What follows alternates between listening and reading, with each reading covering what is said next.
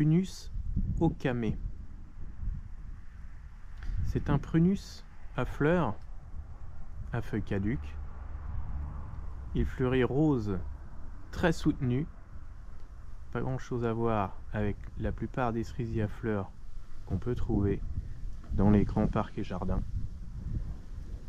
Sa couleur est vraiment remarquable. Alors, il a des qualités, mais surtout, il a une super qualité, c'est qu'elle résiste très bien à la taille.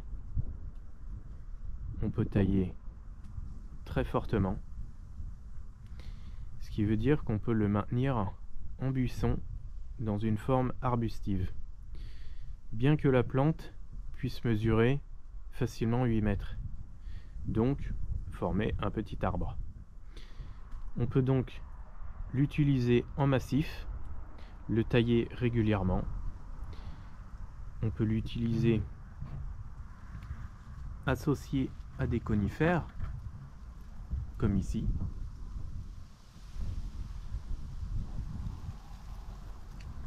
Sa floraison intervient début février. On commence à voir les fleurs avant le 15 février. Le gros de sa floraison se situe après le 15 février.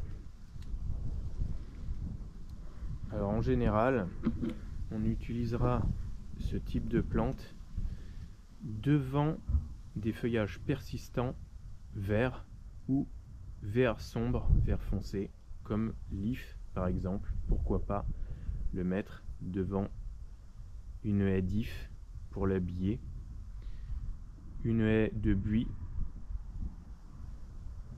éventuellement une haie de laurier ou un autre persistant.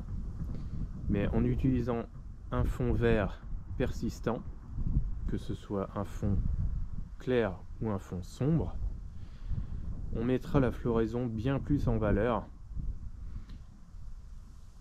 que si on le plante devant une haie caduque comme du charme, du hêtre ou une haie libre à fleurs et surtout à feuilles caduques.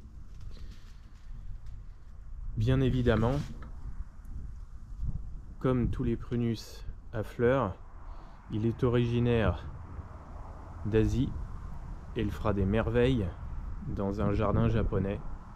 C'est un indispensable et il est tout de même nettement plus intéressant que certains prunus, par exemple Prunus accolade